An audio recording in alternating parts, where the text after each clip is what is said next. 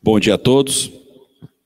Estamos dando início ao Congresso Ambiental 2020. Eu estou ouvindo um pouquinho de eco aqui, mas não tem problema. Estou vendo aqui uns rostos familiares. Fabiola, sobrevivente na nossa incursão etílica de ontem. Obrigado, Fabiola, por estar aqui com a gente. Obrigado a todo mundo que está assistindo a gente em casa. Vocês veem, tem duas salas para vocês alternarem, sala 1 ou 2, na própria plataforma tem um botão. Quem quiser fazer as perguntas, também onde vocês fizeram acesso, tem o link para o grupo de perguntas da sala 1 e da sala 2. Estamos aqui na sala 2 e a gente dá o pontapé inicial do nosso Congresso Ambiental, com o tema o Ministério Público e o Meio Ambiente, que foi uma sugestão da doutora Roberta Leonhardt, quando a gente falou pela primeira vez da terceira edição do Congresso Ambiental lá no escritório, o Machado Meira, a Roberta foi a primeira a dar uma sugestão. Falou assim, olha, eu queria fazer um painel só com o Ministério Público, para a gente fazer um debate sobre o meio ambiente. E eu tenho as pessoas corretas para convidar. Então, eu acho que a gente conseguiu, graças aos esforços e aos contatos da doutora Roberta. Eu queria agradecer o empenho e a disponibilidade da promotora de justiça, coordenadora do Centro de Apoio Operacional das Promotorias de Justiça, de Defesa do Meio Ambiente, Patrimônio Cultural, Urbanismo e Habitação, doutora Andressa de Oliveira Lanchotti.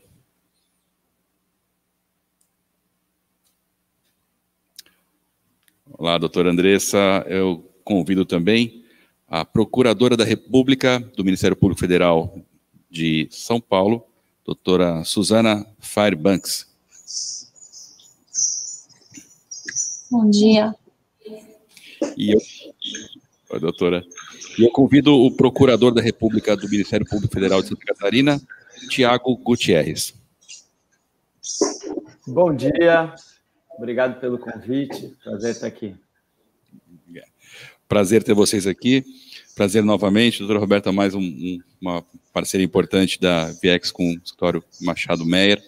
A gente tem uma agenda bem densa durante esses 2 dias de Congresso Ambiental. Tivemos ontem o LASE e acho que estamos todos convidados aqui a interagir ao máximo. A gente tem os nossos canais abertos.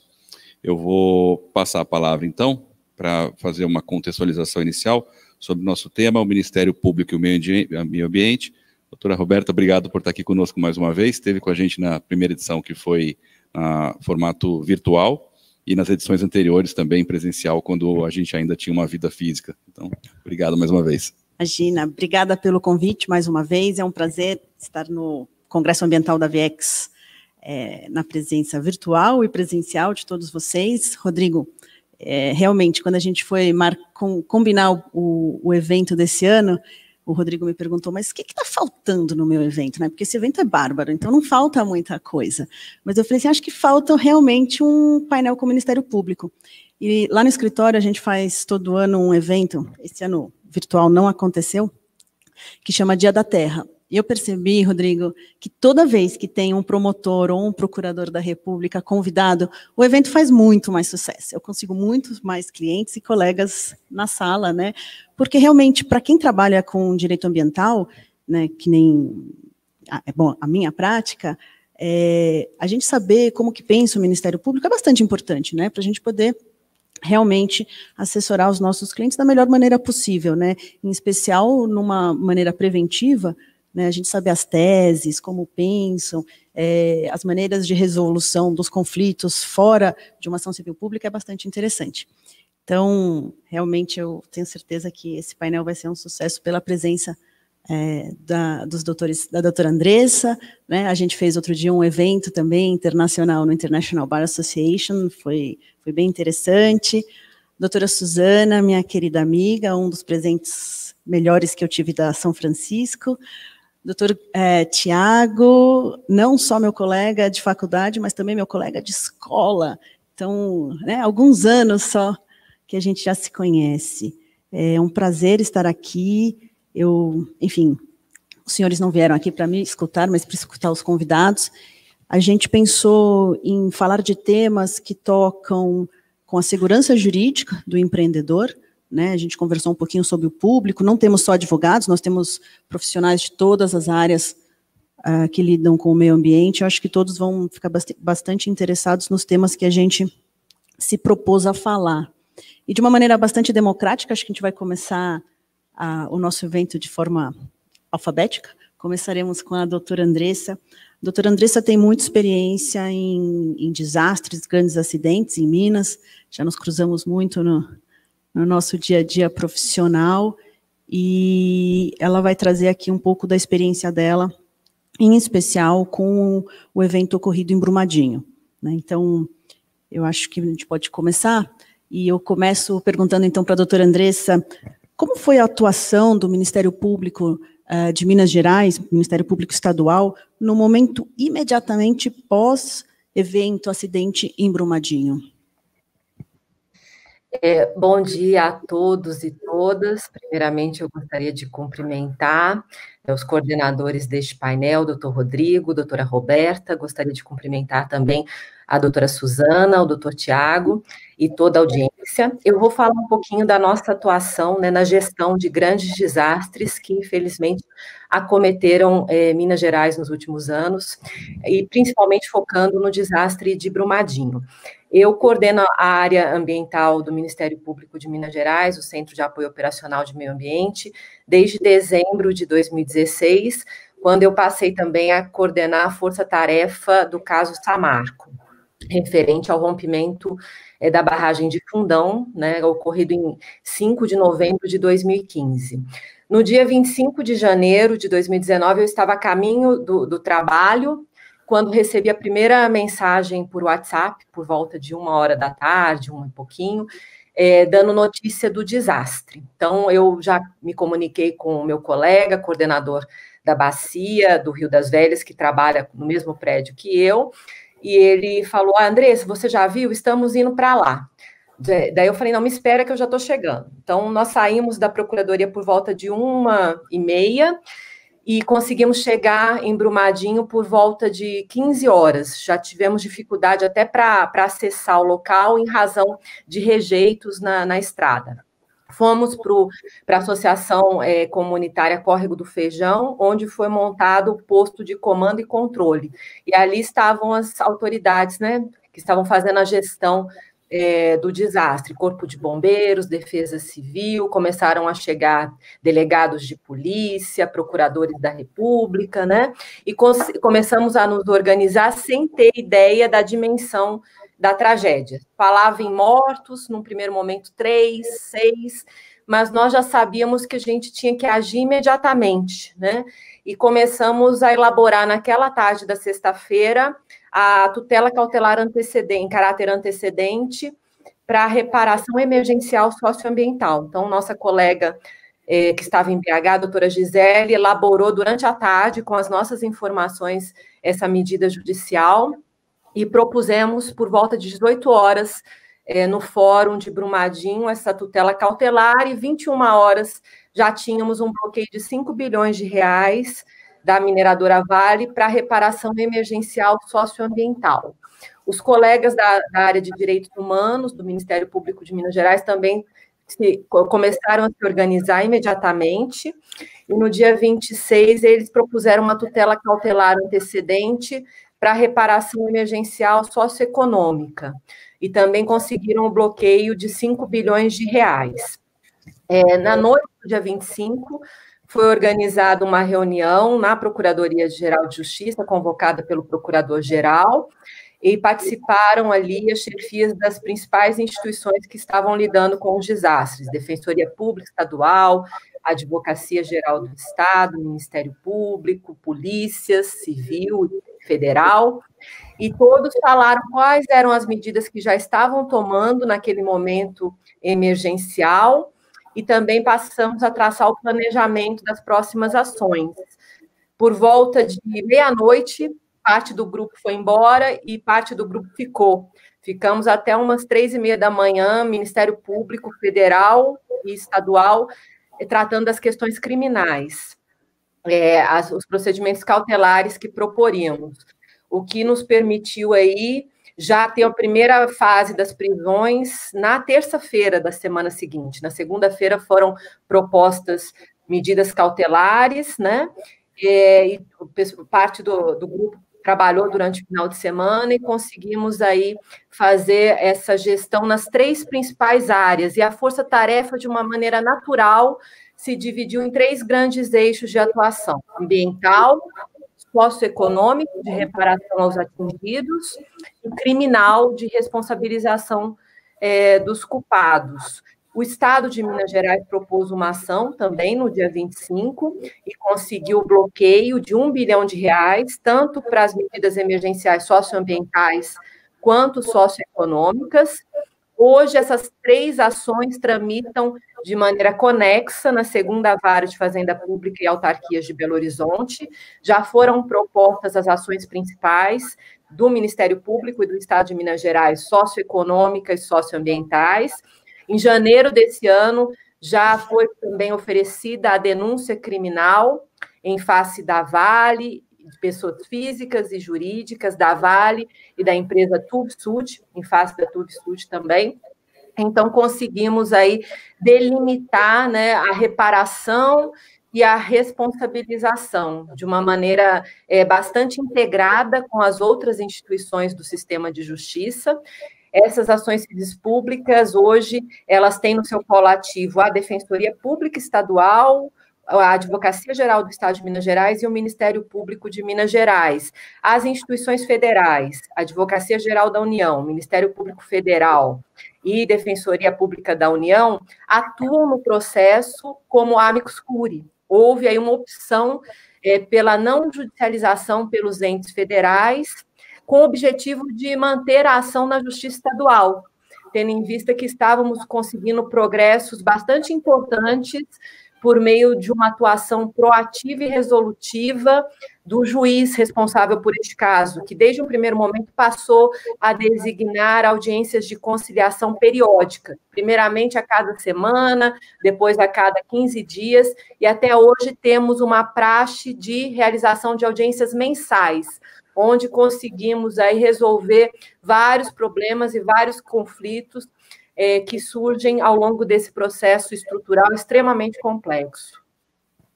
Então, resumindo, acho que é isso. Um trabalho de esforço e fôlego, né, doutora Andressa, com certeza. E depois dessa primeira fase, né, bem emergencial, de crise, será que a senhora poderia falar um pouquinho dos acordos que foram assinados com a Vale, para a gente tentar entender também como sair um pouco da judicialização?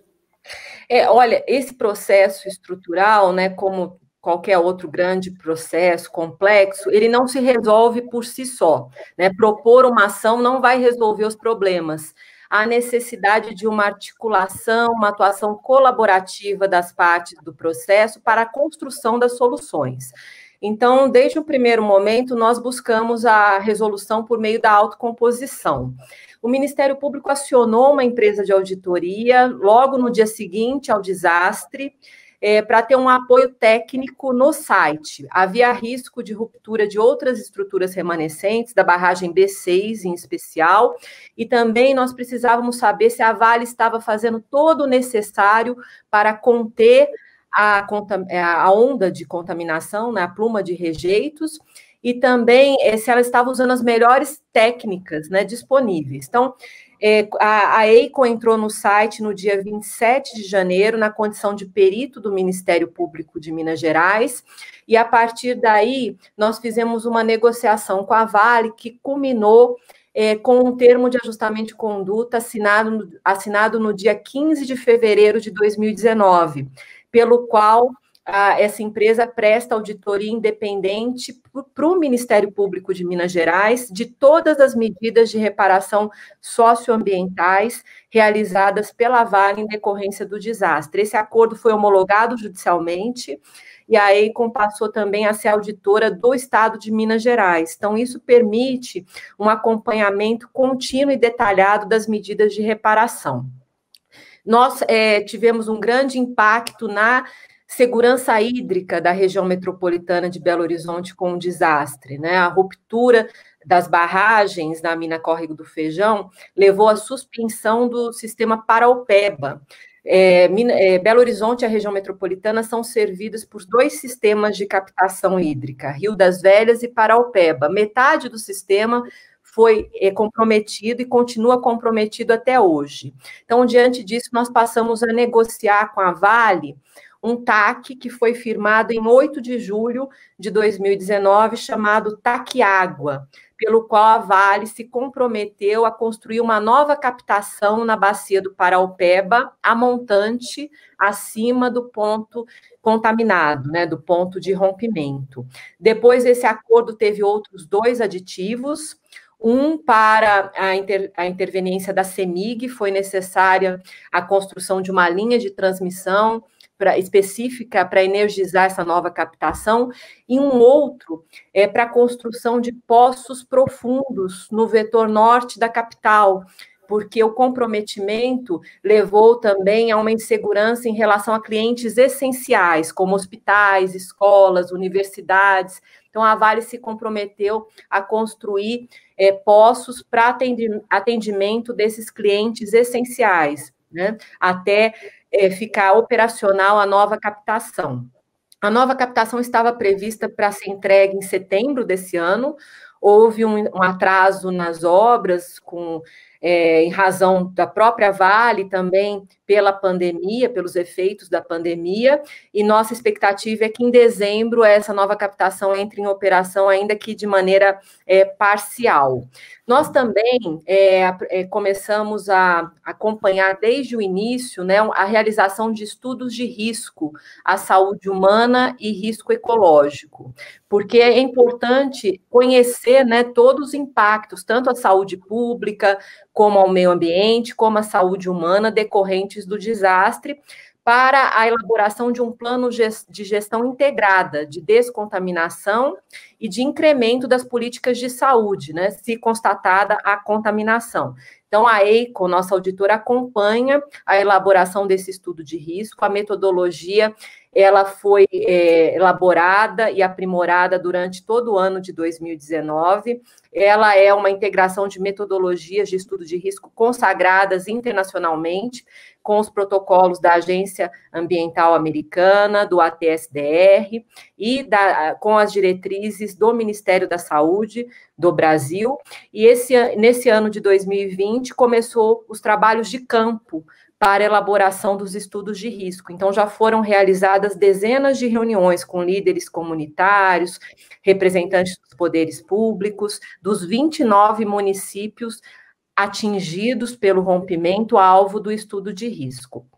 Outro acordo importante que eu gostaria de mencionar foi o TAC Monitoramento da Qualidade da Água e Sedimentos, né, para poder fazer a gestão do desastre, a recuperação integral ambiental, é necessário conhecer a situação anterior ao desastre e fazer um monitoramento também dos danos decorrentes do desastre.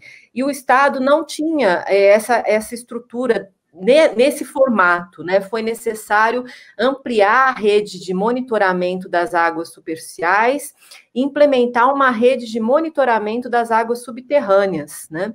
E isso foi feito pela Vale. Então, esse TAC, ele garante que toda essa rede de monitoramento seja transferida para o órgão de Estado de Minas Gerais competente, que é o Instituto Mineiro de Gestão das Águas. E, para isso, a Vale se comprometeu a estruturar o IGAM, tanto do ponto de vista material como de recursos humanos, e custear esse monitoramento pelo prazo de 10 anos. Então, foram vários acordos, né, realizados com a Vale desde o rompimento, mais de 20 acordos, porque também nós tomamos conhecimento da existência de risco de outras barragens da mineradora no estado de Minas Gerais. Foram propostas mais de 20 ações civis públicas pelo Ministério Público de Minas Gerais e feitos acordos judiciais e extrajudiciais em todas elas. E esses acordos hoje garantem que mais de 100 estruturas da Vale em Minas Gerais, todas as estruturas, barragens e diques da mineradora, que estão cadastradas nas políticas estadual e nacional de segurança de barragens, estão sendo hoje auditadas por empresas de auditoria independentes. Então, resumidamente, esses são os principais acordos que foram realizados aí ao longo dos anos de 2019 e 2020. Muito obrigada, doutora Andressa. Realmente, né, os experts que vêm trabalhando para o Ministério Público já estão com bastante experiência, né? O primeiro acordo que assinamos no caso Samarco também foi com a EICOM, mas, na verdade, para fazer a análise da segurança das barragens, das estruturas de germanos, né? Então, essa foi o primeiro acordo envolvendo a EICOM, que já tem bastante experiência desde 2015. Eu acho que, para finalizar a fala da senhora, a senhora teria alguma ideia, ou, na sua opinião, como que os empreendedores poderiam evitar novos eventos como esse, de mineração, desastres, na área de mineração, no Brasil como um todo? Eu acho que os desastres, eles são consequência de várias falhas no sistema de fiscalização, gestão e monitoramento das barragens no Brasil. O Ministério Público de Minas Gerais, depois do rompimento da barragem de Fundão, ele capitaneou um projeto de lei que foi nominado Mar de Lama Nunca Mais, contou com mais de 60 mil assinaturas, foi entregue à Assembleia Legislativa em julho de 2016, e apenas após o rompimento das barragens em Brumadinho, virou lei, né? Foi sancionado um mês depois do rompimento de Brumadinho, no dia 25 de fevereiro de 2019, a Lei 23.291, que é a nossa Política Estadual de Segurança de Barragens, Lei Mar de Lama Nunca Mais. Essa lei trouxe inovações importantes para a segurança das barragens e licenciamento das barragens. Um grande avanço foi a proibição de barragens quando constatadas populações vivendo nas chamadas zonas de autossalvamento, que são aquelas áreas abaixo das barragens onde não haveria tempo hábil das autoridades públicas a agirem numa hipótese de desastre. São justamente as pessoas que estão nessas áreas que são as principais vítimas, né, do desastre. Então, isso é um dos corações da lei. A lei também exige as melhores práticas disponíveis para a disposição de rejeitos. Então, o empreendedor ele deve comprovar por que não usou uma técnica de menor risco no lugar da barragem, né? Então, também determina a proibição da construção e alteamento de barragens pela técnica amontante, que é tida por especialistas como a obsoleta e relacionada aos principais desastres de mineração no mundo, e determina a descaracterização das barragens amontantes existentes em Minas Gerais. São cerca de 53 barragens. Felizmente, essas inovações mineiras foram agora ampliadas para o cenário nacional. Foi editada a Lei 14.066, agora em 30 de setembro de 2020, modificando substancialmente a Política Nacional de Segurança de Barragens. Então, houve avanços do ponto de vista legislativo, mas, por outro lado, a agência fiscalizadora, a Agência Nacional de Mineração, ela teve várias atribuições aí ampliadas pela lei e criadas novas responsabilidades para a ANM, mas ela não tem a estrutura necessária, né, para desempenhar a contento o seu papel. O Ministério Público Federal, no ano passado, ingressou com uma ação na Justiça Federal em face da ANM, buscando aí melhor estruturação da ANM, foi feito um acordo nessa ação e foi contratada uma consultoria para apoiar a ANM na sua atividade finalística,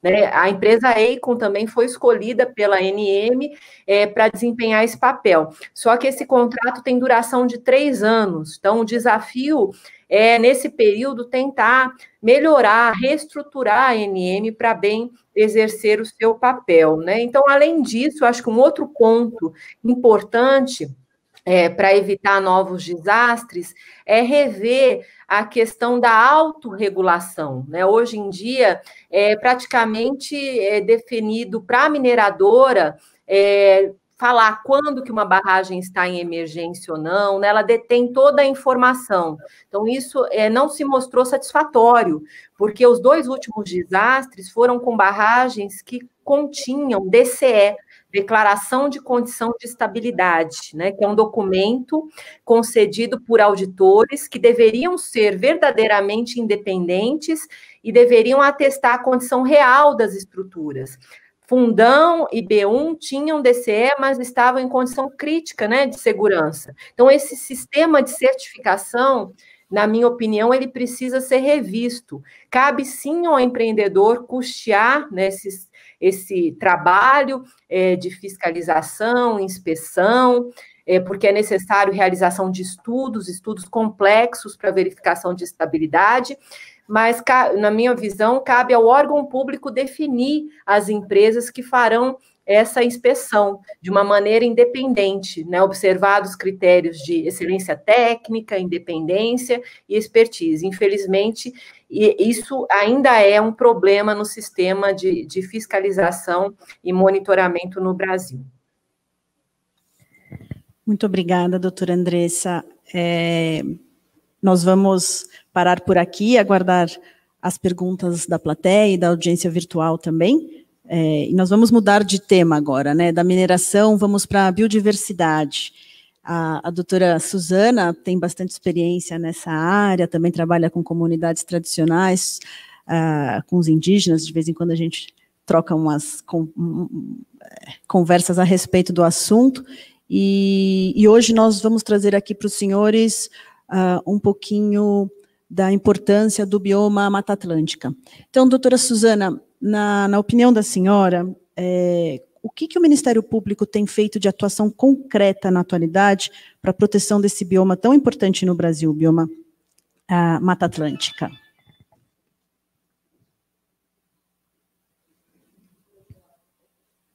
Agradecer a todos a oportunidade, o convite da minha querida amiga Roberta, amiga de faculdade, do meu colega a presença aqui do meu colega de trabalho, Tiago, também meu amigo, da doutora Andressa, muito importante também nessa atuação emblemática das barragens, e gostaria realmente de agradecer ao público que está presente.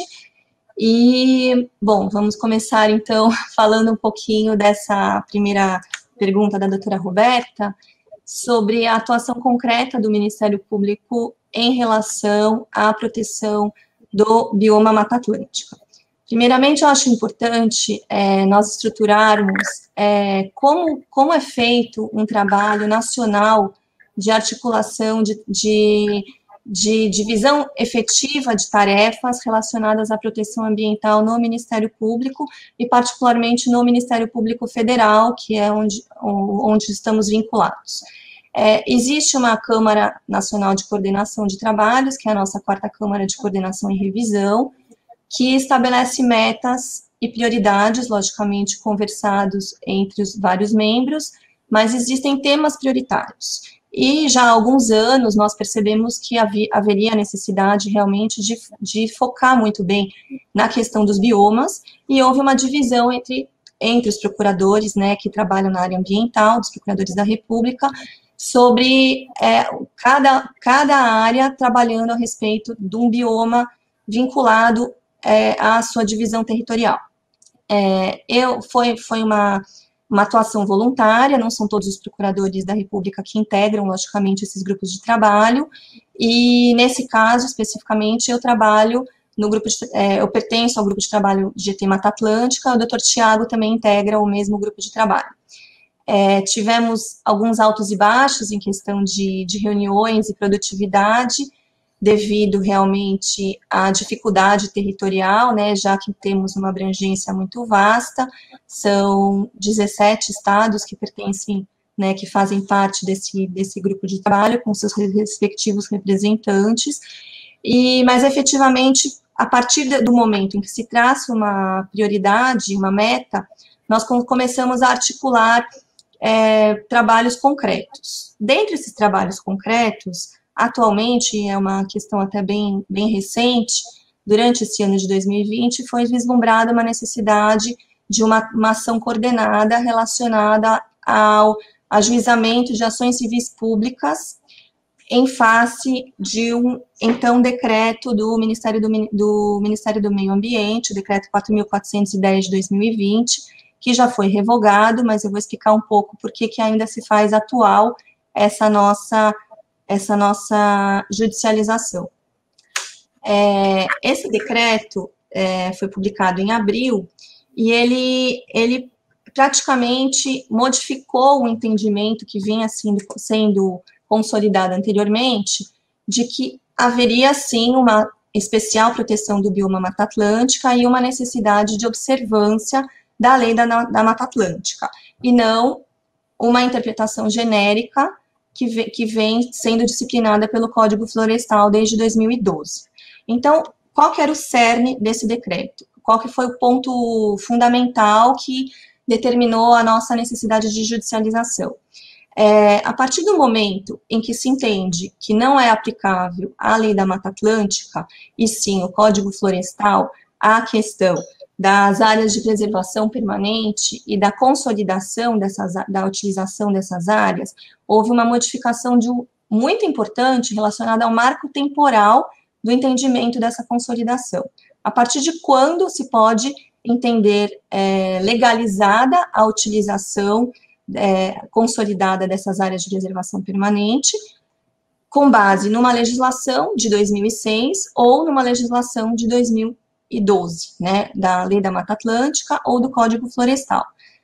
Bom, e o que aconteceu de concreto? Essa mudança de marco temporal, ela trouxe uma discussão sobre 18 anos em que haveria uma anistia ambiental relacionada à mudança da utilização dessas áreas. Então, há uma legalização da mudança da utilização dessas áreas, desse uso alternativo de solo, com base numa interpretação que estaria sendo utilizada com base no Código Florestal.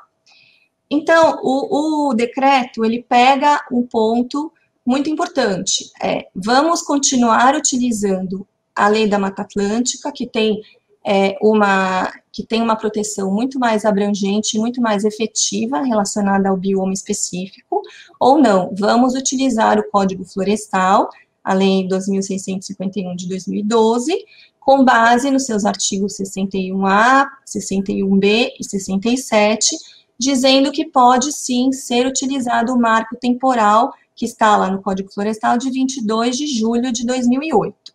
Então, é uma discussão que parece uma discussão muito teórica, mas na verdade não é. Ela traz uma consequência prática muito imediata. Qual é essa consequência? Caso haja essa interpretação pela utilização do Código Florestal, as áreas consolidadas entre 1990, quando houve o primeiro decreto regulamentador específico da Mata Atlântica, até 2008, essas áreas, em 18 anos que foram desmatadas, que foram destruídas, enfim, que houve uma exploração ilegal dessa área, elas seriam anistiadas e elas seriam legalizadas. Então, a partir só de 2008, de julho de 2008, que haveria a necessidade de uma atuação fiscalizatória administrativa e suas correspondentes sanções. Logicamente, o Ministério Público entende que deve ser utilizado o critério mais restritivo, o critério mais protetivo, que é a especialidade da Lei da Mata Atlântica, que continua vigendo, apesar da orientação genérica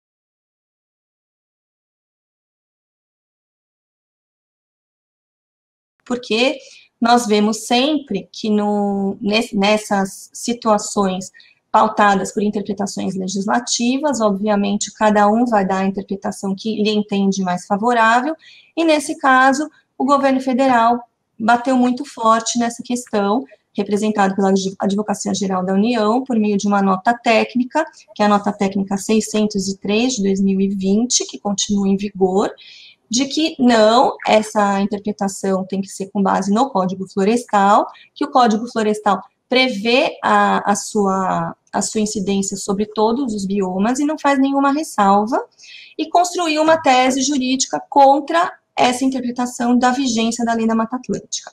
Então, esse é o embate atual. Houve a revogação desse decreto, 4.410 de 2020, ele foi revogado em junho, mas o que aconteceu? Essa revogação foi meramente ilustrativa, porque a interpretação de fundo, de mérito, continua a mesma. A Advocacia Geral da União ajuizou uma ação direta de inconstitucionalidade, que é a ação 6446, e que está no Supremo Tribunal Federal, que ainda não houve nenhuma decisão, sobre essa interpretação jurídica do Código Florestal e não da Mata Atlântica, pela utilização do Código Florestal e não da Lei da Mata Atlântica, fugindo a todos os princípios que nós consideramos basilares do direito, que a lei geral não derroga lei especial. Então, nós desenvolvemos muito essa ideia no texto da ação civil pública, e continua esse embate, e agora na movimentação processual, estamos em fase de réplica, eles, nas contestações, alegam, o argumento principal é de que haveria uma prejudicialidade, haveria uma conexão dessa ação direta de inconstitucionalidade que impediria o desenvolvimento da discussão nos estados relacionada à questão de fundo, né, que é a questão de mérito de utilização da Lei da Mata Atlântica. Qual que é o cenário atual? Houve nos estados de Santa Catarina concessão de medida liminar na Justiça Federal, houve concessão de medida liminar também no Rio Grande do Sul e no estado do Paraná. O estado de São Paulo ainda não tem nenhuma decisão aqui na Justiça Federal de São Paulo, que é a ação que nós ajuizamos agora em outubro. É uma ação coordenada entre os Ministérios Públicos Federal e Ministérios Públicos Estaduais, em face dos órgãos de fiscalização ambiental. No estado de São Paulo, nós ajuizamos, por enquanto, somente em relação à Superintendência Estadual do IBAMA. Nos outros estados, houve já, desde o início, uma atuação conjunta entre os Ministérios Públicos, um litisconsórcio ativo, e os Ministérios Públicos ajuizaram também, além do IBAMA, das superintendências estaduais, em face dos órgãos estaduais de fiscalização ambiental.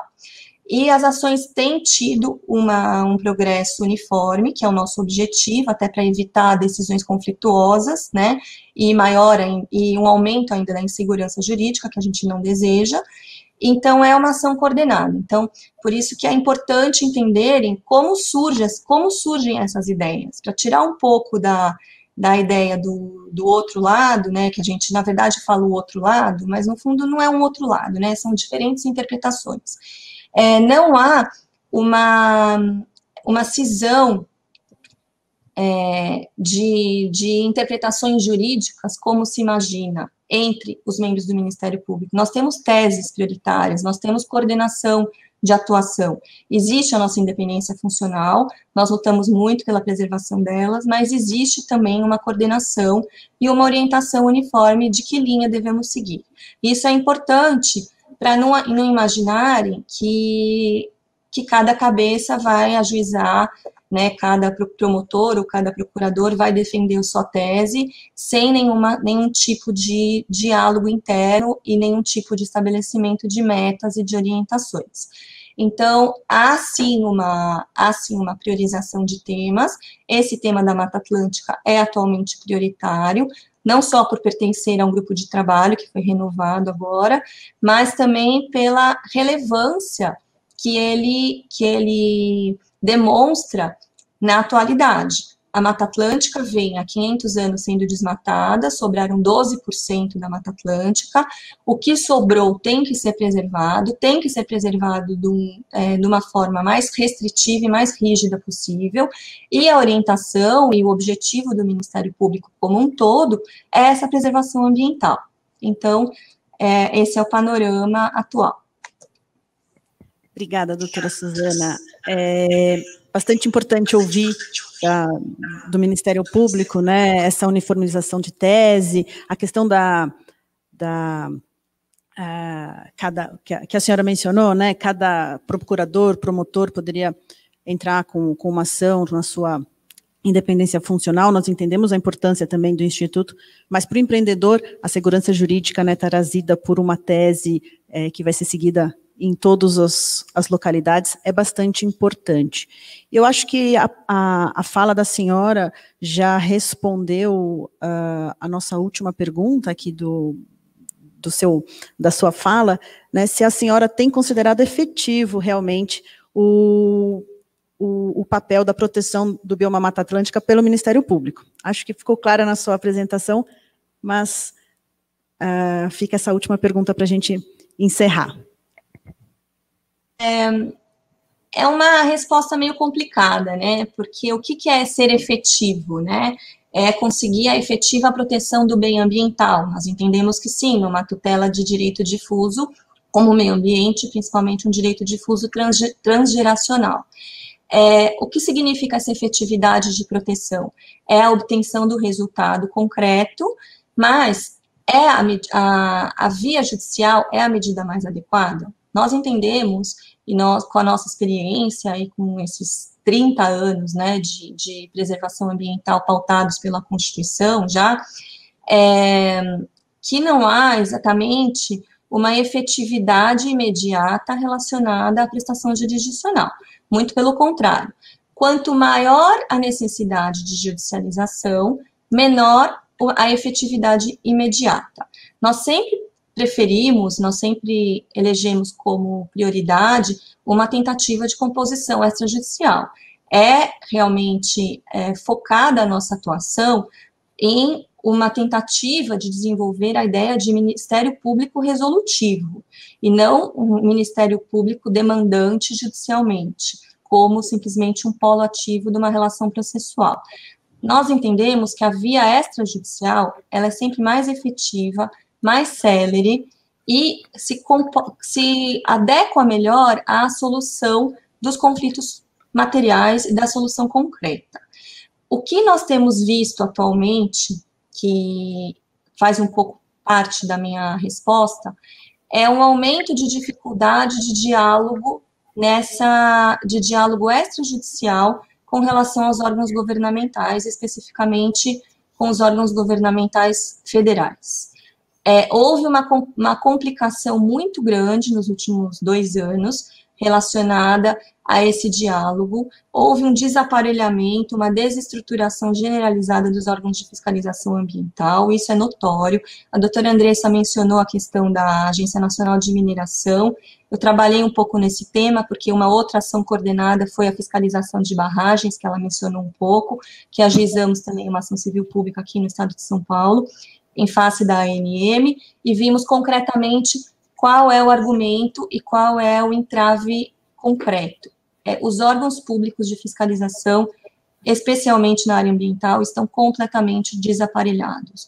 Eles estão sucateados, eles estão diminuídos, para não dizer praticamente extintos. Eles estão muito complicados de serem efetivos, porque eles não têm pessoal, eles não têm material, muitos deles não têm combustível para colocar no carro. Essa é a realidade. Então, na hora que a gente passa por uma tentativa de solução extrajudicial, nós vemos o entrave que eles têm relacionado a uma estrutura administrativa rígida, que é o que acontece. São baseados em posições, muitas vezes, contrárias a orientações técnicas, são posições que vêm de cima para baixo, que obrigam todo um cenário de tomada de decisões dentro desses órgãos administrativos, que impedem, no final, um diálogo extrajudicial efetivo. Então, como nós sentamos numa mesa, ou atualmente, como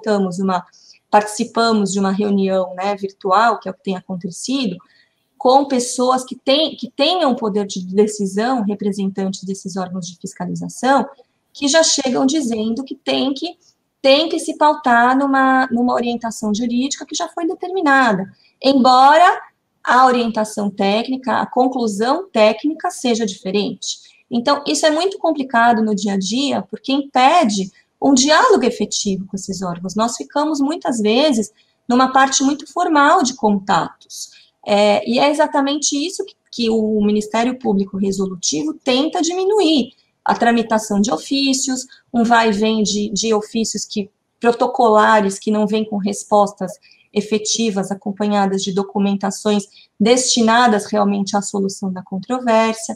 Então, nós estamos patinando muito nessa efetividade da tutela jurisdicional, né, da proteção ambiental, porque é um cenário complexo. Nós dependemos muito de parte técnica, tanto internamente, no nosso aparelhamento de perícias técnicas, como muitos sabem, nessas questões maiores, nós não temos um corpo técnico interno completo, apto a desenvolver esses trabalhos. A gente depende muito de auxílio externo, e muitas vezes de auxílio externo de outros órgãos públicos do governo federal, da esfera administrativa. E nós não temos tido esse diálogo facilitado. Então, é um ponto muito importante a destacar. Então, a resposta é não. Não acho efetiva a nossa tutela ambiental por essa questão complexa que tem que se tornado cada vez mais complexa. É isso. Obrigada, doutora Suzana. Agora eu fiquei bastante feliz com a sua fala. Eu me aventurei a escrever um artiguinho sobre o Ministério Público e a proteção do meio ambiente, e as conclusões foram muito similares com esse seu depoimento, né, numa coletânea sobre súmulas do STJ em matéria ambiental. Então, realmente muito importante esse posicionamento do Ministério Público, né, de agir também de forma preventiva e para resolver os problemas não só com a judicialização. Muito obrigada pela sua apresentação. Também vamos esperar as perguntas, porque ainda temos agora, a gente já foi para Minas, estivemos aqui em São Paulo, e agora vamos para Santa Catarina, com o doutor Tiago, vai trazer um pouquinho da experiência dele com a questão de portos e meio ambiente.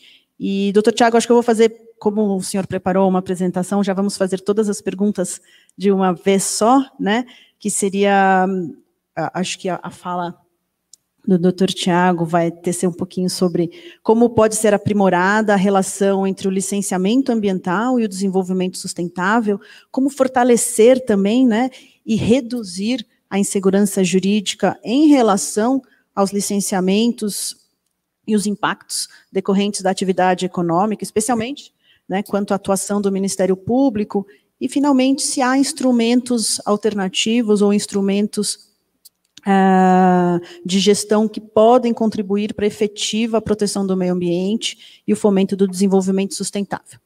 Dr. Tiago, por favor. Legal, obrigado. Grande prazer estar aqui. Parabéns às colegas que fizeram apresentações muito bacanas aí. Querida amiga Roberta, mais uma vez, obrigado pelo convite. Uma honra estar aqui. Bom, acho que a questão de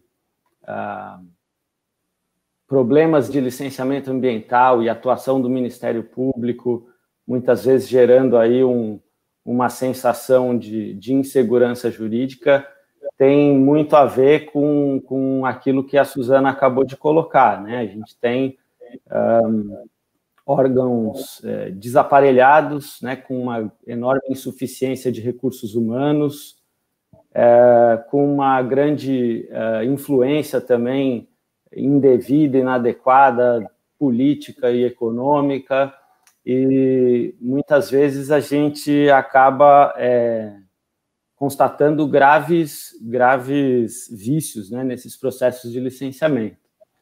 Mas eu acho que isso tem muito a ver com o fato de que o licenciamento ambiental é a nossa única tábua de salvação, né, em matéria ambiental. E aí, para falar um pouquinho disso, eu gostaria de compartilhar um pouco do que acontece aqui na região onde eu moro há mais ou menos 15 anos, né, e onde eu trabalho com questões ligadas ao meio ambiente e também nas comunidades indígenas. Vou fazer uma apresentação assim que não tem nada de muito técnica, é mais para mostrar, assim, fazer esse panorama, fazer um pouco de propaganda turística também, convidar o pessoal para conhecer o pedaço aqui, que é bem bacana. Então, vamos ver se eu consigo fazer o compartilhamento de tela. Vocês estão vendo aí alguma apresentação? Está entrando, entrou. Sim, né? Legal. Então, vamos lá, onde a gente está? Né? A gente está aqui no Nordeste de Santa Catarina, na imagem de cima, ali tem uma flechinha apontando, na de baixo um close aqui, essa mancha urbana grande no fundo dessa baía é a cidade de Joinville. Essa baía tem uma enorme área de manguezal, né? São 75% dos manguezais de Santa Catarina estão aqui. É um ambiente importantíssimo para a reprodução de espécies visadas pela pesca, né? Tanto pela pesca artesanal como pela pesca industrial. E é também habitat de várias espécies ameaçadas de extinção. Aí tem uma lista, né, de espécies que tem habitat aqui na Babitonga. Aqui algumas imagens, né, a gente tem muito golfinho aqui na Bahia. Aí também um pouco dos manguezais da região. É uma área que tem uma atividade portuária muito forte. Ali na imagem superior a gente tem o Porto de São Francisco do Sul. São Francisco é uma cidade com um centro histórico tombado, muito bonito, muito bacana. Pouca gente conhece. Né? Realmente é uma região que surpreende, né? Quem visita. Eu que venho aí de São Paulo, quando recebo visitas e levo o pessoal para conhecer a Babitonga, assim, sempre é uma grande surpresa para todos, né? Porque realmente é um lugar muito bonito, muito especial. E a gente tem uma série de problemas, né? Esse aí é um primeiro antigo, para a passagem da rodovia, da BR e da ferrovia, no começo do século passado, né, em várias etapas. Esse canal, uma das ligações da Bahia com o mar, foi aterrado, isso cria enormes problemas. A gente tem uma produção de maricultura dentro da Bahia muito forte. Esses pontos azuis aí são áreas em que há cultivo de mariscos e ostras. A gente tem a pesca artesanal como uma atividade muito forte dentro da região. Esse mapa foi extraído de uma tese de doutorado que mapeou os locais mais usados pelas diversas comunidades pesqueiras que existem aí às margens da Bahia, né? Essas áreas mais escuras são as mais utilizadas pela pesca. É legal depois a gente comparar com os pontos em que novos empreendimentos estão sendo licenciados. Aí a gente tem também uma imagem aérea da Bahia, em que a gente tem os pins aí, os marcadores amarelos, nos 3 portos da região, né? O Porto de São Francisco do Sul, o Porto de Itapoá, que é um porto de contêineres bastante grande, está num processo de ampliação que vai multiplicar por 4 a sua capacidade de movimentação. A gente tem um terminal também da Petrobras para descarregamento de óleo bruto. Esse óleo segue por um oleoduto em direção ao Paraná, né, cruzando essa baía. E aí as imagens seguintes têm o acréscimo de novos terminais portuários aqui na região, né? Essa imagem já com vários outros pins amarelinhos aí, mostram empreendimentos que têm seu licenciamento já numa fase mais avançada, ou a maioria deles já com licença de instalação. E nessa imagem seguinte, ainda há outros que estão numa fase mais inicial, com um termo de referência em aprovação nos órgãos ambientais, ou ainda mesmo em projeto apenas, né? Mas a gente vê que tem pontinho amarelo pra caramba aí nessa tela, né? Aqui é uma imagem, né, com já alguns desses empreendimentos em fase mais avançada de licenciamento. E aí a gente, lembrando daquele mapa onde a gente tem as áreas mais utilizadas pela pesca, pode ver uma sobreposição bastante grande aí e um conflito de uso desse espaço que é, enfim, bastante grave. Para coroar a coisa, a gente ainda tem aí uma série de pontos, né? São mais de 20 áreas em que existem processos na Agência Nacional de Mineração para concessão de direitos minerários, e uma empresa elabora agora um EIA-RIMA para explorar areia em 23 áreas dentro da Bahia. Então, a gente percebe que é um lugar que é ambientalmente muito relevante e que vem sofrendo uma pressão enorme, né? Bom, a gente tem pelo menos 5 licenciamentos diferentes em que há grandes dragagens previstas, né?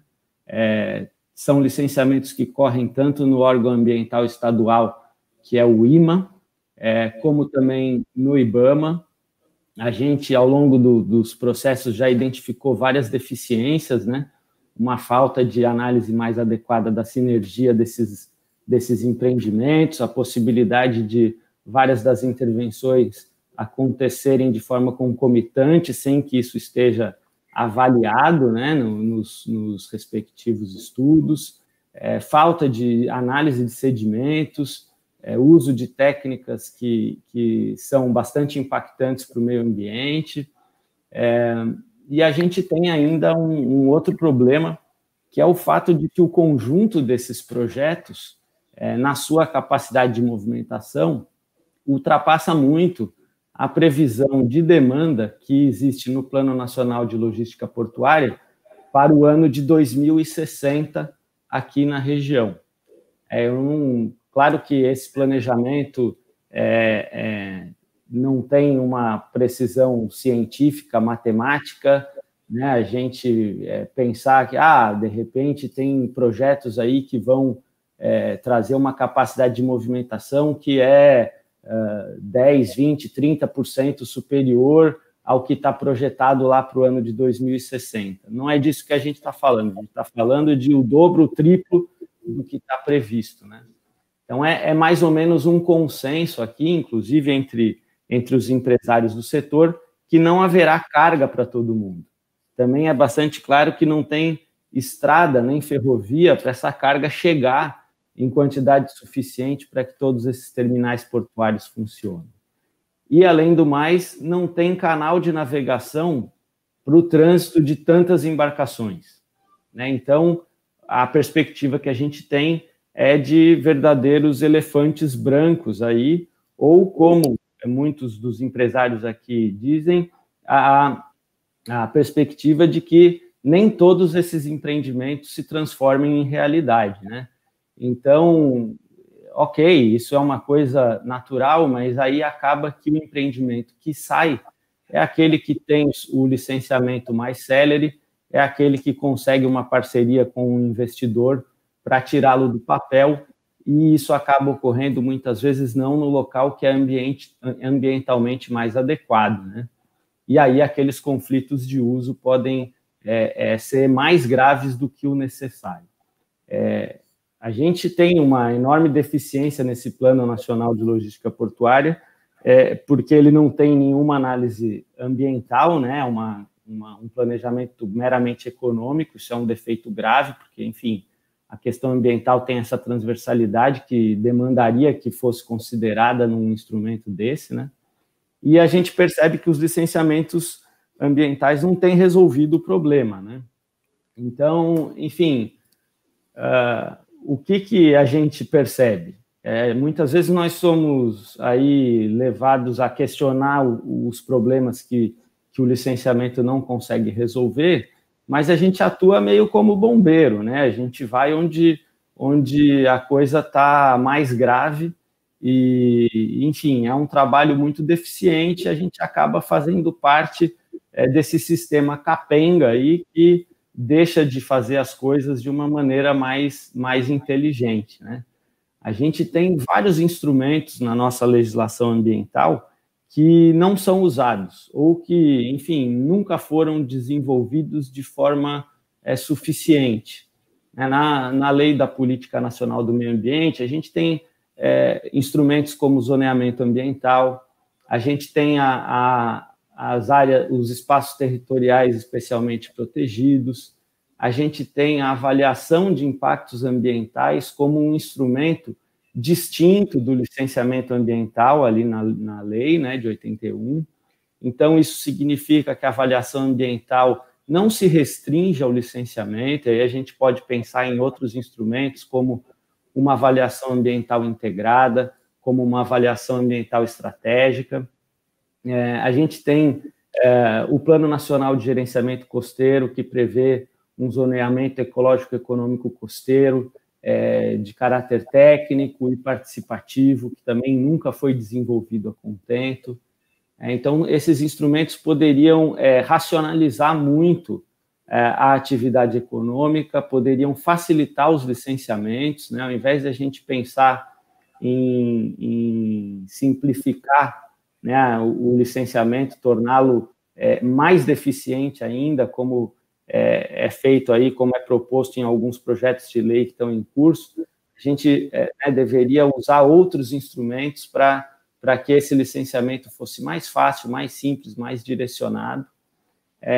A gente também tem, né, um uso que eu reputo ainda um pouco insuficiente do Sistema Nacional de Unidade de Conservação. A gente tem aqui na Babitonga a proposta de criação de uma unidade de conservação de uso sustentável.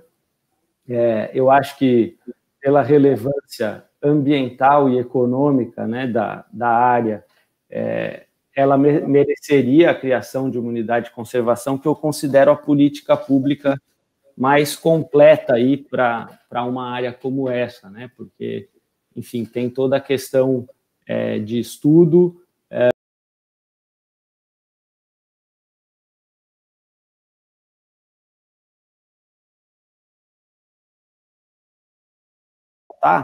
é que a gente precisa, para ter um desenvolvimento sustentável, a gente precisa pensar nos serviços ecossistêmicos, precisa pensar em manter esses serviços ecossistêmicos, apesar das atividades econômicas, e os instrumentos de planejamento que vão auxiliar nisso, não o licenciamento ambiental, né? Isso aí passa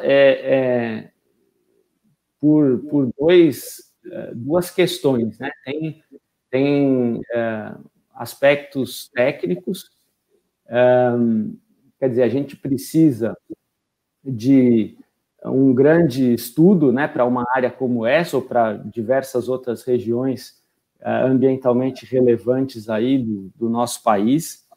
Isso é muito complexo, né, muito maior do que qualquer estudo de impacto ambiental que o empreendimento venha fazer, e isso definiria, sempre à luz aí do princípio da precaução, né, e dadas as limitações que a gente tem para entender realmente os ecossistemas em toda a sua complexidade, mas a gente buscaria entender qual é a capacidade de suporte do ecossistema, quanto que ele aguenta de atividades antrópicas ali. Então, esse é um lado que é eminentemente técnico, mas a gente também tem um outro lado que é político, né, que é você entender, você definir como essa possibilidade de impactar o meio ambiente vai ser distribuída entre os diferentes atores. Quer dizer, você precisa, por um estudo técnico, definir quanta porrada aquele ecossistema aguenta tomar sem que os seus serviços ecossistêmicos sejam prejudicados. E uma outra questão é você definir quem vai dar essas porradas, né? Então, quando o licenciamento foi pensado lá atrás, ainda a ideia, né, do meio ambiente inesgotável era um pouco presente ainda. A gente estava começando a sair daquilo, né? Mas hoje, numa área como essa que eu apresentei aí para para vocês, a gente tem conflitos de uso seríssimos, né? E uma atividade vai acabar com a outra, né? E a gente ainda tem muito a evoluir aí em questão de responsabilidade quanto a isso, né? A gente tem visto em algumas ações pelo mundo aí, questões, né, de litigância climática, por exemplo, já abordando essa questão, né, da responsabilidade de uma atividade sobre, enfim, os prejuízos causados a outras atividades, a coletividade de uma maneira geral, independentemente da legalidade da atividade exercida, né, de ela estar efetivamente licenciada e tudo mais. Então, essa é uma discussão extremamente delicada e, muitas vezes, enfim, o técnico do órgão ambiental que está lá responsável pelo licenciamento não tem a menor condição de fazer de tomar essa decisão, né, de abordar essa questão desses conflitos de uso aí, e não tem nem legitimidade para isso, né? E eu sei que é complicado a gente falar nisso, porque, enfim, quem tem essa legitimidade? Então, quem é o eleito e está lá com, né, enfim, o poder de influência desses empreendedores, às vezes com o eleito é muito maior ainda do que com o pobre técnico que está lá com esse processo de licenciamento na mão, tendo que tomar essa decisão, né? Mas, bom, a gente aqui era um pouco esse o drama que eu queria compartilhar aí com vocês, né?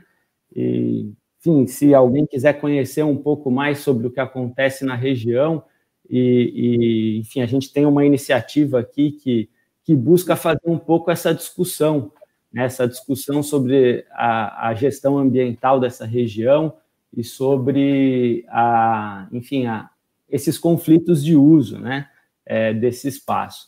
Essa é uma parceria do MPF de Joinville com a universidade local aqui, a Univille. Lá em 2015, a gente soltou um edital para apresentação de projetos, e esse projeto Babitonga Ativa fez uma série de ações, né, elaborou um diagnóstico socioambiental da área, fez um trabalho de mobilização social, um trabalho de desenvolvimento de planejamento espacial marinho, né, desenvolveu um plano de gestão e, enfim, criou, né, esse grupo Pró-Babitonga, que hoje, enfim, embora seja um grupo informal, né, que não foi acolhido aí em nenhuma estrutura do poder público, conta com a participação de entidades do setor econômico, né, de entidades socioambientais, ONGs, universidades e diversos órgãos públicos de todos os municípios aqui da região, do estado, do poder público federal também. E, enfim, esse trabalho tem sido muito legal porque a gente tem conseguido contribuir um pouquinho para a melhora da gestão ambiental da Bahia, né? Claro que a gente está bem longe de resolver todos os problemas, mas certamente tem sido um passo importante. Aí algumas imagens do trabalho, né, do grupo. Temos aí uma página em Facebook, tem site, né? Quem se interessar pode ir atrás. Então, era isso aí. Eu acho que um pouco do recado que eu queria dar era esse, né? Que, infelizmente, a gente tem um foco muito grande no licenciamento, e o licenciamento não é suficiente, e muitas vezes a gente enfim, obrigado a levantar vários questionamentos, causando essa insegurança jurídica aí, que talvez não fossem necessários se a gente tivesse um uso mais adequado aí de outros instrumentos que a legislação ambiental prevê, né? Então, é isso aí. Estou à disposição para a gente conversar mais. Valeu. Obrigada, doutor Tiago. Realmente, os pontos que foram trazidos aqui são bastante relevantes, né? Nós temos uma ação no norte do país, num terminal portuário também, em que foi a judicialização veio para requerer do empreendedor a avaliação ambiental estratégica de todo o rio, né, de toda a bacia hidrográfica, na inércia aí do poder público. Então, bem complicado também a gente repassar todas as responsabilidades do poder público, né, tão ainda carente de instrumentos para o empreendedor, mas, por outro lado, quais são as soluções que a gente pode pensar em conjunto, né? Talvez estudos de caso como esse sejam aí algo bastante importante para ser replicado em outras regiões também. E gostei muito da apresentação, vou marcar de tomar um café em Santa Catarina, porque não conheço a região. Eu não sei se... Vou marcar. Eu não sei se... Rodrigo, você vai querer fazer as perguntas? Como é que a gente faz? Até para quem está em casa e também, claro, aqui para a plateia, nós temos um grupo de WhatsApp aqui para a sala 2, o grupo está recebendo as perguntas, então quem tiver interesse em fazer perguntas, o link, eu não sei onde é que está. No próprio link onde está sendo transmitido tem a instrução para entrar no grupo. Se alguém não tiver, só procura o pessoal lá no fundo da sala que eles podem te orientar. Mas é em viex.live. Perfeito. Rodrigo, não sei se você vai querer fazer a primeira pergunta. Muito obrigado. Eu gostaria, assim, que veio do colega, nosso amigo Gustavo Leite, da Ecosys. Ele comentou, acho que depois até foi o Thiago, antes de saber da pergunta, já falou algo parecido, que gostaria de ser... particularmente tenho percebido que há enraizado uma certa resistência ao MP no dia a dia e que talvez seja interessante, como uma reflexão, repensar a forma de comunicação entre os agentes. E como a pergunta era para a Suzana, mas acho que todos podem comentar se quiserem, inclusive a Roberta, como ver possíveis soluções para minimizar ruídos de comunicação, respeitando, claro, as formalidades. Esta foi a pergunta do Roberto. Tem outras perguntas que eu acho que estão muito na linha, eu vou aproveitar para fazer todas, que aí fica mais fácil depois, acho que responder de uma vez. Teve uma pergunta da Ana Cláudia, não, ainda o Gustavo comentou. Aproximar o MP do processo, respeitando as atribuições e funções, mas em grande maioria teríamos não somente um ganho de comunicação, mas de assertividade na solução dos problemas. A Ana Cláudia, não sei se ela está aqui com a gente na audiência, está aqui na audiência. O grupo funciona aqui também presencialmente. Funciona. Obrigado, Ana Cláudia. Temos experimentado uma intensa judicialização de diplomas legais muito relevantes para o nosso país. Na leitura dos palestrantes, o que pode ser feito para ampliar e melhorar o diálogo de forma a reduzir essa judicialização? Também um pouco sobre o diálogo. E a Vitória Weber está aqui? Está ali no fundo também. Parece nome de super-herói, Vitória Weber, identidade secreta. Olá, boa tarde, gostaria de encaminhar... Bom dia, na verdade, né? Bom dia, gostaria de encaminhar a pergunta aos participantes. Considerando que atualmente se discute principalmente a necessidade de equilíbrio sustentável entre meio ambiente e desenvolvimento econômico, o que vocês imaginam como melhores instrumentos para instaurar esse equilíbrio? Bom, a gente pode fazer, já te respondo, um evento de uns 10 dias só para a gente começar a responder essa pergunta, mas fica aqui registrada. A gente tem uma última pergunta, que acho que é mais técnica. Quando vocês utilizam o termo taxonomia, estão se referindo a quê? Já que na biologia o termo é entendido como o ato de classificar os seres vivos. Bom,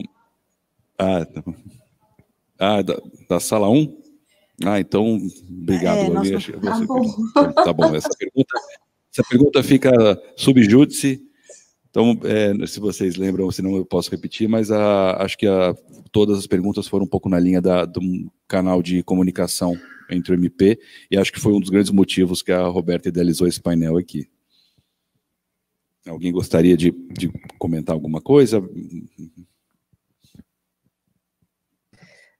Eu vou começar aqui pela ordem das apresentações sobre essa questão da comunicação, né? Primeiramente, eu gostaria de cumprimentar a doutora Suzana e o doutor Tiago pelas excelentes apresentações. Eu achei que as exposições foram muito complementares, nós estamos, assim, numa mesma perspectiva, né, de atuação resolutiva, de ampliação do diálogo, principalmente entre o Ministério Público e Poder Público também, e empreendedores. Então, eu acho que é o que a doutora Suzana falou, o Ministério Público tem pautado sua atuação pela via resolutiva. nós colocamos a judicialização como última alternativa, né? No Ministério Público de Minas Gerais, nós temos um planejamento estratégico, então é muito na linha do que a doutora Suzana mencionou, que é feito no Ministério Público Federal. Nós traçamos as linhas de atuação prioritárias. No Ministério Público de Minas Gerais, eu até posso falar brevemente, né? Para os últimos 4 anos, nós focamos em segurança de barragens, por uma questão óbvia, né? Também no combate ao desmatamento do bioma Mata Atlântica. Minas Gerais vem liderando o ranking dos estados que mais desmatam a Mata Atlântica, então estamos trabalhando em conjunto com os outros ministérios públicos na Operação Mata Atlântica em Pé, e também desenvolvemos uma operação chamada Mata Atlântica Viva, específica para Minas Gerais, que está sendo bastante exitosa. O nosso desmatamento ele é focado ali na questão do carvão, do desmatamento para abastecimento de siderurgias na região norte e Jequitinhonha do estado. Nosso foco também é saneamento ambiental, gestão adequada de resíduos sólidos e fortalecimento das unidades de conservação. A nossa experiência é que nós temos conseguido dialogar bastante com os empreendedores, né? Antes de propor ações, nós sempre chamamos os empreendedores na tentativa da autocomposição e, assim, mais de 90% dos casos conseguimos isso, né? Acho que isso talvez não seja tão divulgado. O que é divulgado são os casos de judicialização, né? Que vem sendo a minoria. E na nossa experiência prática no Ministério Público de Minas Gerais, pelo menos na minha, a judicialização tem colocado no polo passivo mais o poder público do que os empreendedores, pelo que a doutora Suzana falou. Às vezes nós temos uma deficiência no diálogo, porque já tem uma orientação institucional que se mostra conflitante com a nossa atuação de preservação. Então, não há outra alternativa senão a judicialização.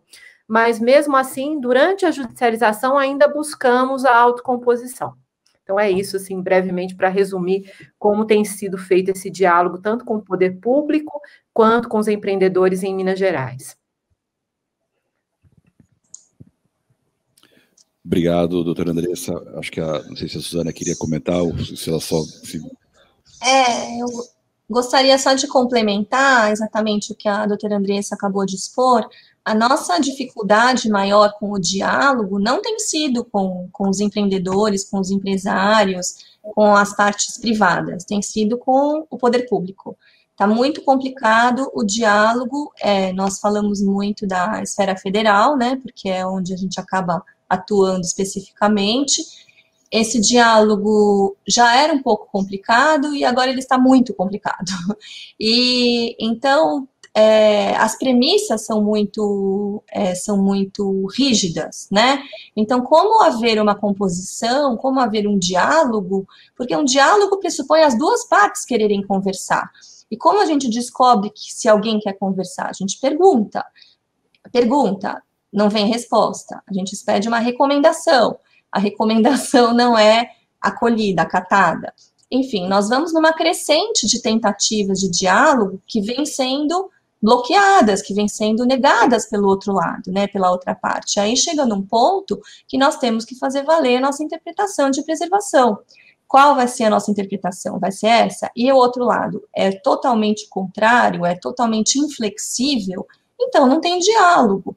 Então, se não há diálogo, vamos deixar para o judiciário. É a melhor solução? Muitas vezes se mostra que não, mas é a solução que temos, né?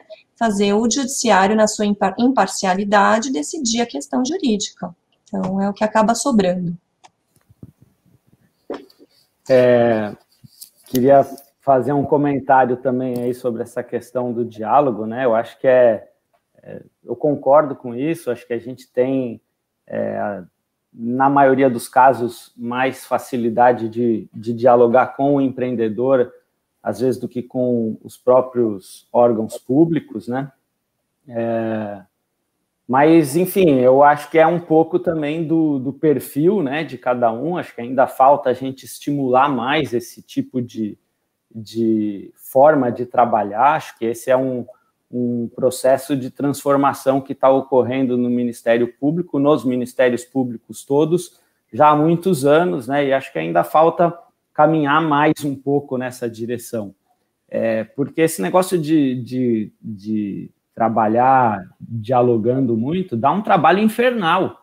Isso é difícil pra caramba, isso dá muito mais trabalho do que botar as coisas no papel, né? A gente ganha muito, eu sou um entusiasta disso, mas é super difícil, é super trabalhoso, mas a gente, enfim, consegue muitas vezes esclarecer melhor os fatos, entender melhor por que o empreendedor adota determinada posição ou o órgão público adota determinada posição, mas muitas vezes a gente vê essa resistência. Um outro fator também é que, enfim, as pessoas acabam deixando um pouco a emoção influenciar, né, essa questão do diálogo aí. Então, se você tem um determinado caso e alguma coisa acaba sendo judicializada, muitas vezes você acaba não tendo uma continuidade do diálogo em relação a outras, né? E para muita gente isso é ok, né? Talvez para o membro do Ministério Público, para o advogado que estão aí, são, enfim, profissionais do conflito, né? Como dizia um colega de faculdade, que inclusive abandonou o direito por causa disso, né? Considerou que não era uma vida para ele, mas a gente está mais acostumado e encara isso com uma naturalidade maior, né? E às vezes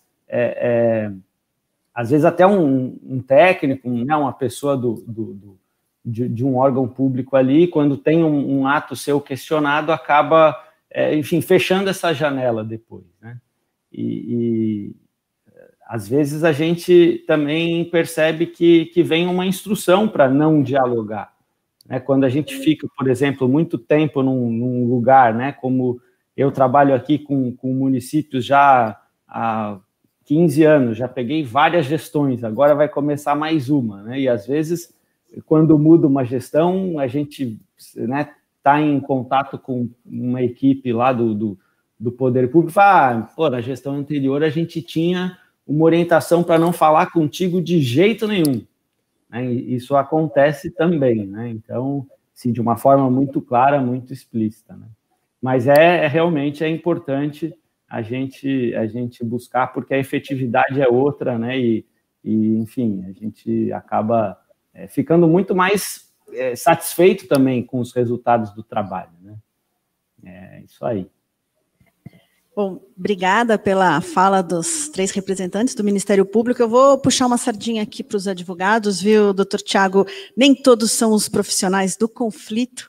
Eu acho que o advogado de meio ambiente já aprendeu há bastante tempo que nem sempre, aliás, na grande maioria das vezes, não é o conflito que resolve a solução do seu cliente, né? A gente tem que ter bastante resiliência para fazer bastante diálogo, né? E os profissionais dessa área estão cada vez mais treinados e com esse foco de resolver a questão, tentando evitar uma judicialização custosa, não só para o empreendedor, né, mas para os atingidos, eventualmente, para o meio ambiente, para a reparação integral, para o próprio órgão, né, para o Ministério Público também. Então, eu acho que essa questão do diálogo é tão importante e a gente tem conseguido, né, em conjunto, todos os profissionais do direito, né, nós temos conseguido bons resultados, em especial quando a gente pensa em questões preventivas, né, assinatura de termos de ajustamento de conduta. Nem todos os nossos casos, graças a Deus, são desastres, né, a gente também atua na maneira preventiva em grande parte dos clientes. Então, realmente, o fomento do diálogo é algo bastante importante. Eu acho que o empreendedor, né, a iniciativa privada já se acostumou com isso. Realmente não tenho experiência, né, em advogar para o poder público, não é essa a minha prática, mas talvez a gente tenha que pensar aí mecanismos de também trazer o governo para essa conversa, para realmente buscarmos o desenvolvimento sustentável tão falado. Tem aqui mais uma pergunta, acho que a gente ainda tem um tempinho, né, Rodrigo? Temos 5 minutinhos, pelo menos, eu vou usar todos os nossos minutinhos. Veio aqui de Carolina Castelo Branco, excelentes apresentações e muito interessantes, que eu também estendo aqui aos nossos ilustres representantes do Ministério Público. Gostaria de saber como os palestrantes enxergam a influência da pandemia no andamento dos processos e investigações por eles conduzidos. Existe algum legado que será levado de tudo isso? Como essa situação impacta a proteção do meio ambiente?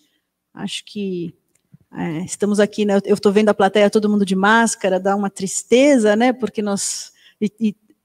a sala está cheia para os nossos padrões de aglomeração, né, mas está super vazia para o padrão dos eventos VX. Então, acho que veio muito bem essa pergunta. Não sei se os senhores querem, se um só quer comentar, ou se os três, por favor, a palavra é livre. Vou iniciar, se os senhores não se importarem novamente. Eu acho que a pandemia, assim, foi um grande aprendizado, tem sido um grande aprendizado, né? No Centro de Apoio de Meio Ambiente, nós nos adaptamos rapidamente, passando a realizar as reuniões de auditoria de maneira virtual. Então, não paralisamos em nenhum momento essas reuniões, que eram periódicas já. O público participante ampliou-se. Nós chegamos a realizar, né, reuniões de auditoria de acompanhamento da reparação do caso Brumadinho, com 100 participantes, 120, e com participações efetivas mesmo. Eu acho que foi assim, um momento de ampliação da participação. É claro que se perde muito, né, não ter naquele momento do contato pessoal, do cafezinho, né, que muitas coisas são resolvidas ali durante o cafezinho. Então, isso realmente a gente perdeu. Mas em termos de se adaptar ao mundo virtual, foi um processo bastante rápido para nós, lá do Ministério Público de Minas Gerais. Em relação às obras de reparação, as empresas se adaptaram de maneiras diferentes. Algumas foram mais proativas, né, e conseguiram se planejar para manter o monitoramento essencial durante a pandemia, realizar as obras emergenciais durante a pandemia. Outras tiveram uma postura um pouco mais, assim, digamos que acomodada, né? Estamos em pandemia, não podemos fazer isso, precisamos repactuar este prazo. Então, isso variou bastante de empresa para empresa, empreendedor para empreendedor, com que o Ministério Público lida atualmente. Então, essa é a minha experiência que eu gostaria de compartilhar com vocês sobre isso. Obrigada. Bom, adotando aqui, né, a sequência alfabética, vou emendar aqui, colocando os meus comentários sobre as minhas impressões pessoais, né. Eu acho que a pandemia trouxe um novo normal, isso é inegável. Nós tivemos que aprender na marra a trabalhar no meio digital. Pessoas com mais facilidade ao mundo digital, obviamente, se adaptaram mais fácil. Pessoas com maiores restrições ou maiores dificuldades tiveram muitas dificuldades e muitas vezes se aproveitaram dessa transformação tão abrupta, principalmente nos primeiros 2, 3 meses, né, e realmente teve uma queda de produtividade grande. Nós sentimos no Ministério Público Federal que a parte de movimentação processual, movimentação, na verdade, extrajudicial, não teve um decréscimo significativo de produtividade, ou seja, a produção de peças, de documentos, de ofícios, acompanhamento de procedimentos virtuais. Nós estamos com praticamente todo o nosso acervo já no meio digital, já faz alguns anos. Então, aqui em São Paulo, desde 2018, todos os procedimentos extrajudiciais já são digitais, já são eletrônicos. E a parte judicial, que fica a cargo da Justiça Federal aqui de São Paulo, houve também uma aceleração dessa digitalização dos processos virtuais e uma melhora contínua durante esses meses. Então, no começo, que foi março, abril, nós sentimos realmente que o pessoal ficou meio em choque, meio sem saber como trabalhar. Depois, realmente, a coisa começou a ser retomada. Eu percebi uma dificuldade grande na parte pericial nossa, principalmente da área ambiental, pelo problema da paralisação dos trabalhos de campo. Então, muitos trabalhos tiveram que ser suspensos porque a equipe realmente não estava autorizada a sair a campo para fazer a perícia, e isso acabou atrasando toda a consequência desses trabalhos, ou seja, a produção jurídica necessária que era atrelada a esses trabalhos técnicos. Então, houve sim um prejuízo nessa situação inicial. Agora, nos últimos meses, eu acredito que está todo mundo um pouco mais, apesar de todo mundo desesperado com esse término que nunca chega, houve um aumento da produtividade geral, está todo mundo mais acostumado com esse meio virtual, né? Parece que perderam um pouco o medo de trabalhar online, o medo das reuniões, né, também que tinha diminuído muito nesse começo. Eu tinha muita experiência já com reuniões híbridas, que parte dos participantes era presencial aqui na sede do Ministério Público Federal em São Paulo, e por serem órgãos federais, muita gente em Brasília, muita gente espalhada em outros lugares, que a gente acabava fazendo, inclusive, as nossas reuniões de grupo de trabalho já em meios virtuais, né, por videoconferência. Então, isso não foi uma novidade completa, mas eu acho que é um processo de aprendizado, não tem volta, ou seja, acho que não vamos voltar ao modo 100% presencial, como existia pré-pandemia. Esses mecanismos eletrônicos vieram para ficar, vieram inclusive para baratear toda essa questão de reuniões, envolvendo diminuição de pagamentos de diárias, de despesas orçamentárias. Já foram feitos estudos concretos sobre isso, que também significa um aceno positivo para o objetivo de enxugamento da máquina pública. Então, eu acho que esse é o nosso novo normal, e cada vez mais teremos que correr atrás, no meu caso especificamente, que tem uma certa aversão aos meios tecnológicos, correr atrás do prejuízo para aprender a trabalhar cada vez mais efetivamente nesse meio virtual. Mas é o novo normal, então temos que nos adaptar. Obrigada. É isso aí. Eu também, enfim, acho que não tenho muito a acrescentar. A gente teve uma adaptação muito rápida, muito positiva em termos de produtividade, mas nessa área ambiental, certamente, essa parte do trabalho de campo aí faz muita falta, e muitos órgãos pararam por completo inicialmente, né, esse tipo de atividade, inclusive nós mesmos, né, e isso foi retomado, mas eu acho que ainda não retomado completamente, né? Isso é uma coisa que desperta preocupação, porque, enfim, eu acho que fica um pouco essa sensação de que tá ali, vai acabar, e as coisas, né, na minha visão, não são bem assim. Acho que ainda leva bastante tempo para a gente começar a ter uma diminuição mais significativa da pandemia, né? A gente, enfim, precisa ter vacina,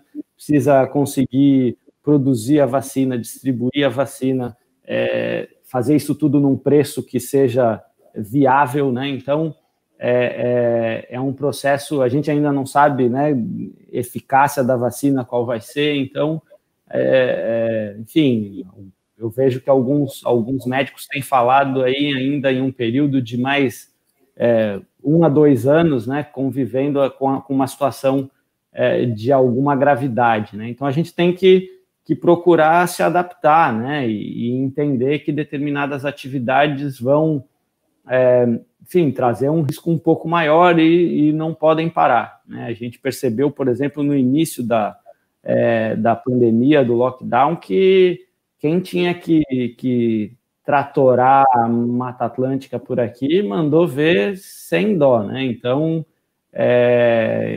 enfim, não dá para ficar completamente parado, né? Isso aí. Obrigada. Bom, pelo menos para a nossa prática também facilitou bastante a possibilidade de fazermos as reuniões virtuais, né?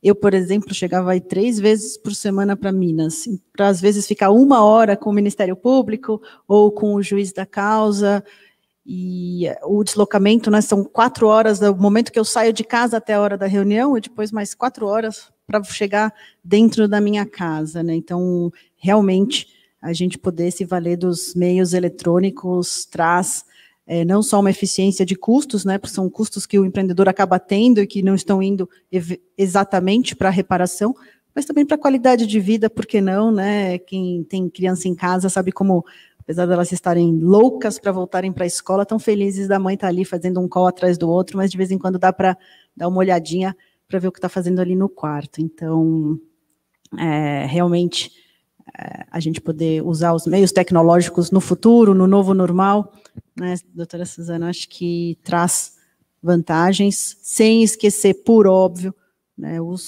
as ações, e a gente tem visto muitas das questões já judicializadas com os técnicos em campo, né, a pandemia parou, sim, alguns trabalhos, mas, ainda bem, não todos, né, a gente tem visto em vários clientes que os processos de remediação estão ocorrendo dentro dos protocolos possíveis.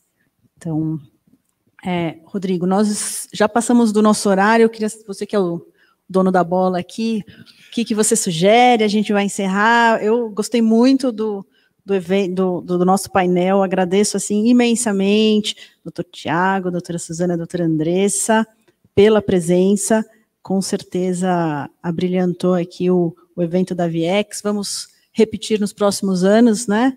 Nós temos muitos representantes do Ministério Público que podem vir aqui conversar conosco e trazer um pouquinho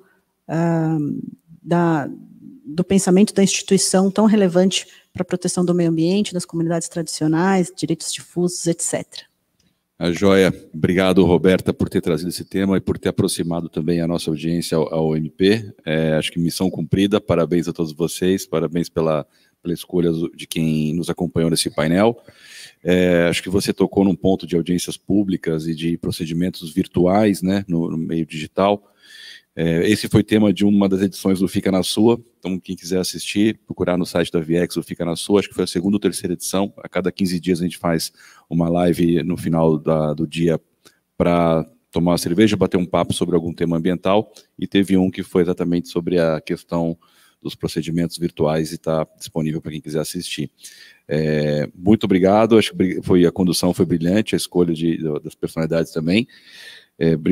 Esse controle de tempo foi muito bom e eu quero ver se a gente consegue fazer o mesmo no próximo, porque o Eduardo, seu colega, tem um desafio muito maior, são 6 integrantes, a gente tem a IDH Brasil, Cargill, Secretarias do Meio Ambiente do Mato Grosso e Mato Grosso do Sul, Embrapa e a Superbac. Então, quem vai conduzir isso com um grande brilhantismo é o Edu, seu colega. Com certeza será excelente também, não só pelo Edu, mas pelos clientes queridos que eu já sei que estão esperando para entrar online, né? O Edu está lá no fundo da sala já com a Amanda, a Maureen eu vi que chegou, está aqui também.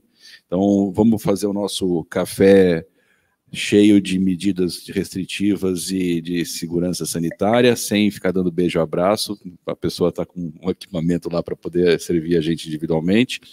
A gente volta pontualmente às 11 horas, porque o nosso painel é bastante recheado e a gente vai querer aproveitar cada minuto dele.